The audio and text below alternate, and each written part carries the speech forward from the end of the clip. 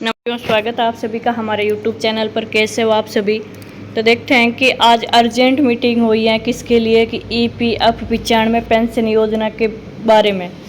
EPS 95 pension योजना को लेकर आज अर्जेंट मीटिंग की गई है लोकसभा में। तो आज बड़ी खुशखबरी मिली है कि मोदी सरकार ने हर महीने 7,500 प्लस DA प्लस चिकित्सा सुविधा लागू कर दी है। हर महीने अब सभी बुजुर्गों को 7,500 प्लस DA प्लस चिकित्सा सुविधा, ये सब मोदी ने आज लागू कर दिया है अर्जेंट मीटिंग में।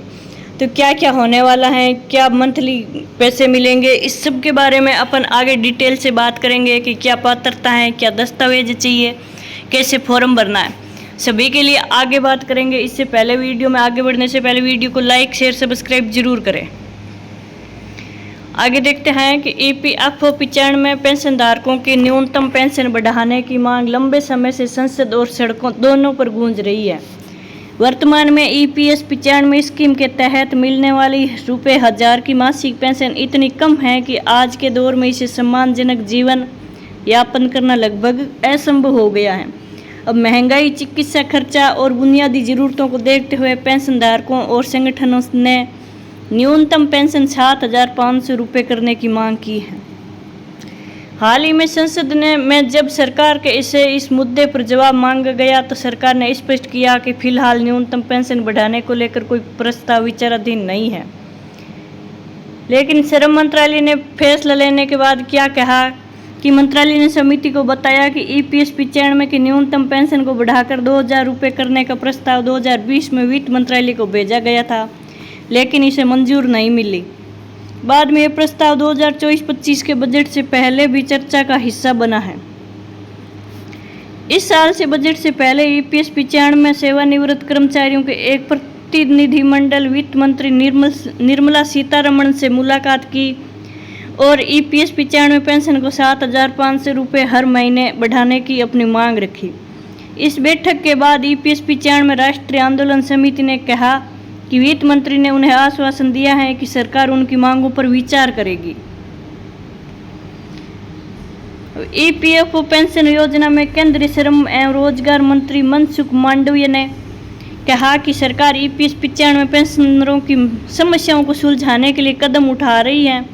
EPS 95 राष्ट्रीय आंदोलन समिति के राष्ट्रीय अध्यक्ष कमांडर अशोक राउत ने बताया कि समिति के प्रतिनिधिमंडल की मावंडिया के साथ बैठक हुई और बैठक में 7,500 हर महीने न्यूनतम पेंशन और महंगाई भत्ता, पेंशनरों और उनके जीवन साथी के लिए मुफ्त चिकित्सा सुविधाएं, उच्च पेंशन प्रणाली में विसंगतियों का समाधान संबंधित मुद्दे उठाए गए। उल्लेखनीय है कि वर्तमान में EPF पेंशनरों की न्यूनतम पेंशन 1,000 रुपये मिलती है, उससे उनका खर्चा आराम से नहीं चल पाता है महंगाई के दौर को देखते हुए।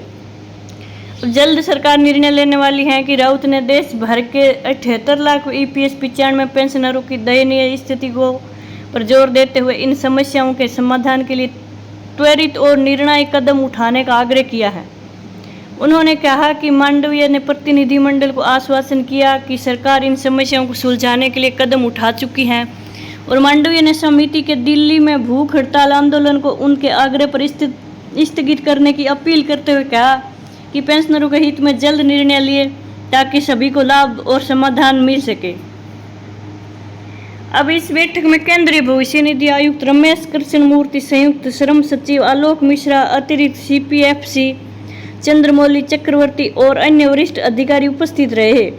समिति के प्रतिनिधिमंडल की ओर से राउत के अलावा राष्ट्रीय महासचिव वीरेंद्र सिंह राजावत, राष्ट्रीय मुख्य सलाहकार डॉक्टर PN पाटिल, राष्ट्रीय मुख्य समन्वयक रमाकांत नारगुड और राष्ट्रीय सचिव राजीव भटनार के पेंशनरों के मुद्दे में समर्थन किया है।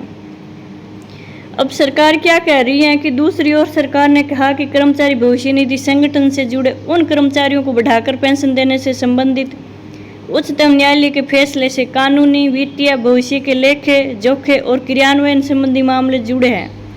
उच्चतम न्यायालय ने इस फैसले को चरणबद्ध ढंग से लागू करने के लिए अलग अलग चरण के लिए समय सीमा निर्धारित की है। सरकार की ओर से फैसले को लागू करने के बारे में कहा कि इससे कानूनी, वित्तीय और भविष्य के लेखे जोखे तथा इनको लागू करने संबंधी मामले जुड़े हैं। अभी तक पेंशन कितनी मिल रही है कि वर्तमान में EPF पेंशनरों को न्यूनतम पेंशन 1,000 रुपये मिलती है, जबकि इसकी अधिकतम सीमा 7,500 है। अब ईपीएफ पेंशन की पात्रता निजी क्षेत्र में काम करने वाले उन्हीं कर्मचारियों को मिलती है जिनका पीएफ अंशदान कम से कम 10 साल तक किसी एक संस्थान में या एक अधिक संस्थानों में जमा हुआ है। 10 साल से कम अंशदान वाले कर्मचारियों को पेंशन की पात्रता नहीं होती है।